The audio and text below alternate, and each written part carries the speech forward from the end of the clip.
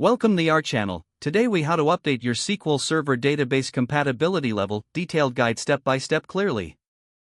To update your SQL Server database compatibility level, first, open SQL Server Management Studio.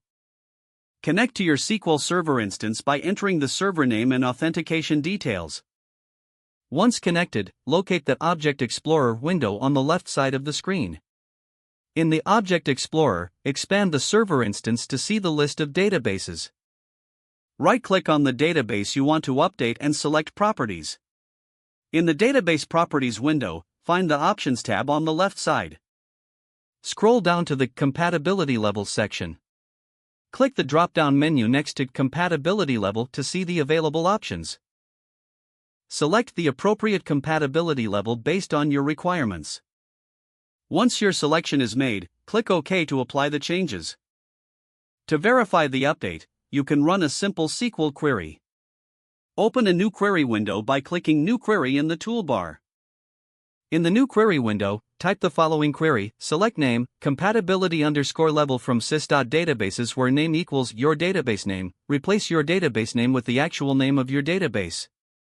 Execute the query by clicking the Execute button or pressing F5. Check the results to confirm that the compatibility level has been updated successfully. If you need to change the compatibility level using T-SQL, open a query window. Use the following command, alter database your database name set compatibility_level equals new compatibility level, replace your database name with the name of your database. Execute this command, and it will apply the change. Repeat the verification step to ensure the compatibility level has been set correctly. With these steps, you can successfully update the compatibility level of your SQL Server database. If the page does not load, refresh the browser or try again in a private or incognito window. Make sure you are using the correct email address, then retype it carefully to avoid small typos. If your password is not accepted, use the reset option and create a new strong password you can remember.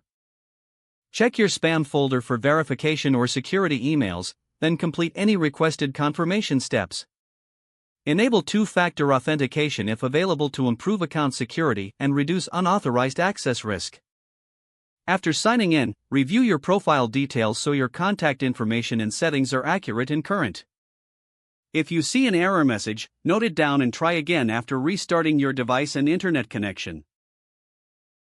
Log out when you finish, especially on shared devices, to keep your account and payment information secure. If the page does not load, refresh the browser or try again in a private or incognito window. Don't forget to like this video and subscribe to our channel for more step-by-step tech guides.